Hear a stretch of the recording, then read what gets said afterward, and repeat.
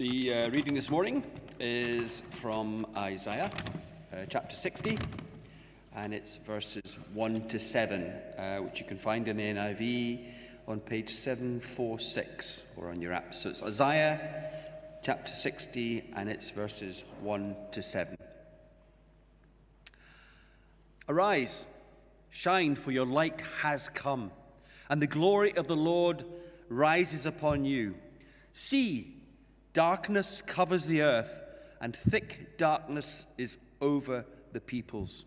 But the Lord rises upon you, and his glory appears over you.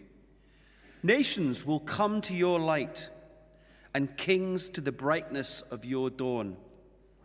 Lift up your eyes and look about you. All assemble and come to you. Your sons come from afar, and your daughters are carried on the hip. Then you will look and be radiant.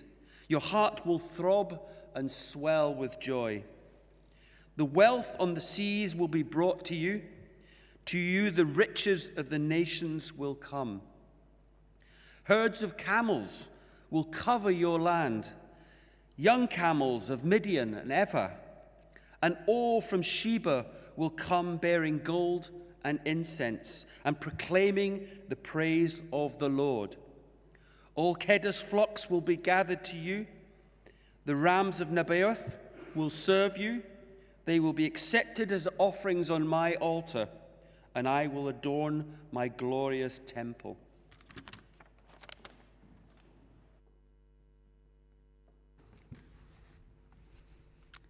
Thank you. That was so beautifully read. Just going to make some space. There we go. Fabulous. Hello, everybody. So it's Advent. How wonderful. So good to see you. You can see that Libby's already starting the sparkles. I did not get that memo. Maybe next week. I have finally got to a point with my young little baby girl where yes, that's you, when I actually decided it was time. It was time that I needed a babysitter. So a few months ago, I actually needed to come to a work event. My husband was away, so my arm was twisted. I had to find a babysitter so that I could come to vestry. And so Dave Richards strong-armed his daughter Iona into looking after my daughter. And so I obviously set Iona up, Charlotte was asleep, and everything was well. And I left the house, obviously, because that's what you do, and I left Iona in charge, and everything was going very, very well.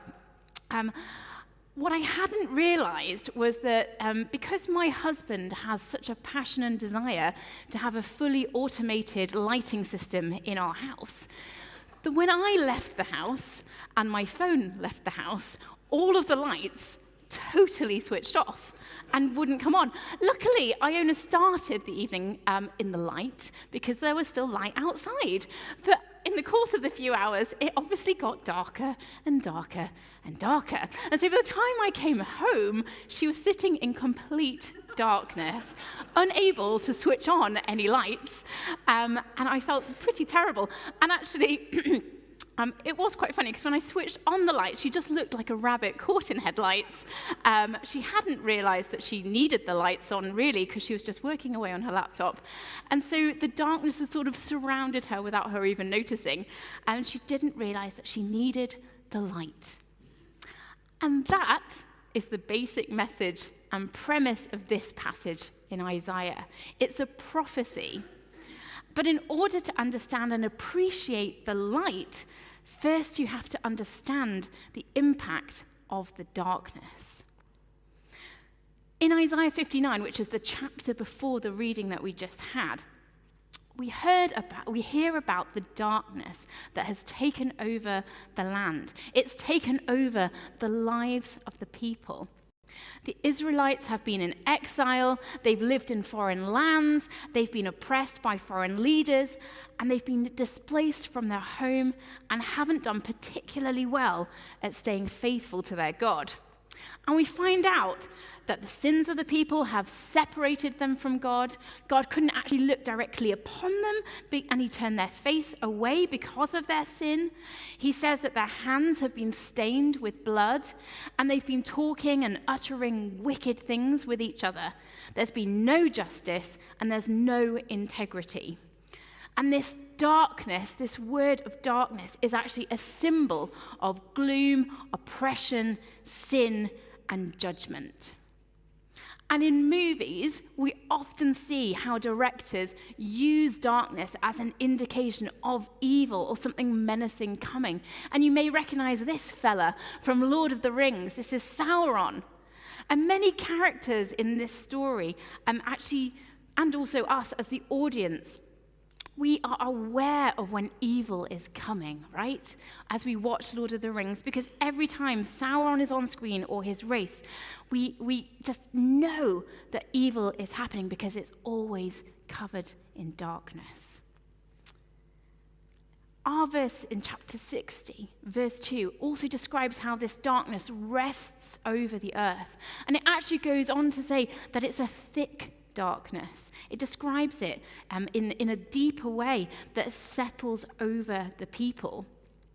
We get this feeling that you could almost reach out and touch it. It becomes another character in the story. Scientists have actually done studies on the impact of darkness on human mental well-being and also their physical well-being. And I was fascinated to learn that apparently darkness can do all kinds of things to the human body and brain. Did you know that it can actually make you more likely to lie and to cheat? Didn't know that. It can make you make mistakes at work. Sorry about that, because I'm working right now. Even if we see things, and it also makes us see things that we don't normally see, so we actually can hallucinate in the darkness. And guys, we live in Edinburgh, and it gets dark here a lot. So just, watch your back and maybe triple check everything at work. So science does tell us that darkness has an impact. So it's interesting to me that humans aren't actually designed to be in the dark. We're designed to be in the light. And maybe what we can relate to in this passage is this sense of darkness today. I mean, just look at the news. Libby mentioned just a few things a moment ago, and I actually just jumped on to BBC News as I was preparing this talk. And there are so many stories about conflicts, Russia obviously being aggressive against the Ukraine. We've got the Chinese hostilities against Hong Kong, just to name a couple. There was the rise of the refugee crisis, people not feeling safe in their homes. They're leaving everything in order to find a place of rest and safety and shelter somewhere else. There is significant injustice. The Scottish schools were shut this week because teachers were striking over pay. And there was this case of bank fraud. 70,000 people were scammed out of money through very sophisticated cyber fraudsters. I don't think it takes us much time to look around and see the darkness. And as I was preparing for this sermon, I was reminded of John 3:19. It says this: "The light has come into the world, but people loved darkness instead of light because their deeds were evil." And I bet you're really pleased that you came along to church this morning to hear such an upbeat sermon. But I'm not done. The final thing that we learn from the prophecy in chapter 59, verse 16, is that the Lord looked around in the darkness of the earth and its people, and he was appalled at what he saw. He was appalled that there was no one to intervene, so he took it upon himself to bring salvation to the people. And in this story, we see the contrast from darkness as the light enters in. And we don't know him by name at this point, but the verses describe the Messiah who is coming to earth to intervene. And we see this picture of him putting on his helmet of salvation. his breastplate of righteousness, a garment of vengeance, and a cloak of zeal, of passion, because he's coming to bring justice to a world that is dark and sinful and that has turned away from God. And then the next verses of what this prophecy says is all about the future of Israel. And we see the good, bright, awe-inspiring, wondrous, magnificent, and glorious light of God break into the darkness. And so in chapter 60, verse 1, God calls out to Israel, "Arise, shine, for your light has come, and the glory of the Lord rises upon you." Have you ever been somewhere really awesome, or maybe you've just been up silly early, maybe with your children, just putting it out there, and you've watched the sun rise? A couple of years ago, Steve and I went to visit my family down on the south coast for Christmas, and it was the year when Boris just went, "Okay, lockdown's over, just for one day." And so we took the opportunity and started driving very early in the morning to beat the rush, as is our family way, to get down to the south coast in time. There was literally no rush at all. There was nobody on the roads, so we made excellent time. And in fact, we got there to see the sunrise. And that is the sunrise. It's beautiful. The sky just glowed this warm gold color, and we actually paddled in the sea because we're crazy, and this sun just hit our faces and warmed us up. It was absolutely stunning. And it's like the same thing happens in this prophecy, but on an even more epic scale. Because into the darkness, we are told that the glory of God rises upon Israel. And if you remember Lord of the Rings once more, when Frodo has been running through the forests, as he does, and the darkness has been trying to chase him, and he gets stabbed, and then he goes to Rivendell, and he wakes up in Rivendell, and there he is in this bright, glowing city. That is the contrast that we see here. And we see in the Transfiguration, do you remember, we've just studied Mark's Gospel together. And a few weeks ago, we looked at Jesus as he was transfigured before three of his closest disciples, I think maybe two, sorry. And he in himself was totally transformed. His clothes looked bleached. He was shiny and bright. And it's that glory, but in its fullest form, that we see here. It's not just a taster that the disciples got, but it's this full glory.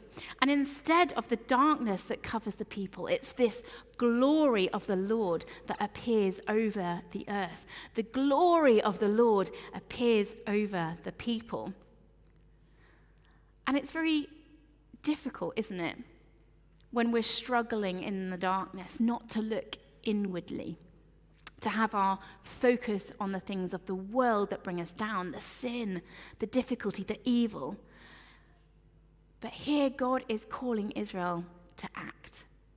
God is saying to his people who have repented that it's time for them to get up, not focus on the old life and the bad darkness, but rather it's time for them to shine. So as the glory of the Lord rises upon his people, they are transformed by the light. They start to shine, and we see the results of that in verses 3 and 5. Light is attractive. It attracts attention and stands out in the darkness. This prophecy that's given to Isaiah says that nations and kings will be drawn to the light. And just think how many people come to pay attention to that beautiful sunrise. It's a spectacle, and it's something that people want to go and see. But also, light creates joy. It's interesting how the light here is something that changes both the external appearance, because Israel will look radiant, but also it changes the internal person, because inside, your heart will be affected. It says that your heart will throb with joy. And we're told just a few verses later in verse 19 and 20, that the light and the glory of God will not be a fleeting thing, but an everlasting light. Unlike now, when the sun rises every day and sets every night, God's light will be permanent and constant. The Lord will be our everlasting light, and sorrow will be stopped in its tracks. So this is the big picture. The darkness is broken and there is hope coming. The goodness and the light of God is breaking in and overwhelming the darkness. And remember, this prophecy is in Isaiah. Israel had this prophecy. They knew that there was a picture of this warrior God who was going to come and bring salvation to their world. And yet, what do they get? They get a baby. That's Charlotte, by the way. The warrior brings salvation, but he comes as a tiny, helpless, needy, sicky, pooey, crying, lovely baby. At Christmas, we celebrate the arrival of Jesus as a baby. Jesus is the glorious light. And it's likely that Israel would have been hoping for something so much more impressive. You would think that a Messiah, a Redeemer, would look more powerful than this. But it is in this fragile and small child that God puts his fullness. It's through this small and weak child that God gifts the world freedom and salvation. This little baby is the glory and light that has come into the world. And today is the start of Advent, which is this period of waiting. Advent marks, as we know, the 4 Sundays in the run-up to Christmas. It's an opportunity to retreat, to reflect, but most importantly, it's a time for waiting and anticipation. So I'm not intending to suck the joy here out of anything. Advent, however, is not just about the woohoo of the run-up to Christmas. Advent is actually a period of time dedicated and set aside for us to insert ourselves into Israel's story, waiting for the Messiah to come. And Israel understood what it was like to wait. They heard Isaiah's prophecy, and they have been waiting for the Messiah to arrive. They're not looking or expecting for the Messiah to come as a baby. But we are also waiting. Obviously, we're waiting for Christmas Day when we can rip open our presents. But in Advent, we are both remembering that Israel's waiting for the Messiah, waiting in the past. But also we are remembering that we are waiting now for the future kingdom of heaven, for eternity, waiting for Jesus to come again. The word Advent actually means coming. It comes from the Latin adventus. We are waiting for the one who is coming. Jesus will be returning, and at that point, those who have repented and follow him will be with him. But as we wait, we are uncomfortable because we wait in a time where darkness still reigns. And if you have ever been in an odd position of waiting, a transition point, it can be quite an awkward place to dwell. If you've ever been engaged, you'll understand that waiting to get married is an odd place to be because you're not single and you're not married. You're a weird fiancé, whatever that means. It's uncomfortable. If you've ever tried to stop your children opening all of their Christmas Advent chocolate calendars in one sitting, you'll understand that waiting is difficult. And if you've ever made a delicious cake and you decided you'd have a slice for tea, and then you realize that you've eaten half the mix before it's even gone in the oven, you will understand that waiting is hard. But we long for the victory of Jesus' return. Because Christmas is only the beginning. When Jesus comes to the earth, he grows up, he ministers to the people, he then dies for our sins on the cross. But then he's raised to life and he goes to be with his Father in heaven. And then we enter this season of waiting and longing for Jesus to come back so that we too can be with him in glory. Christmas is just the beginning.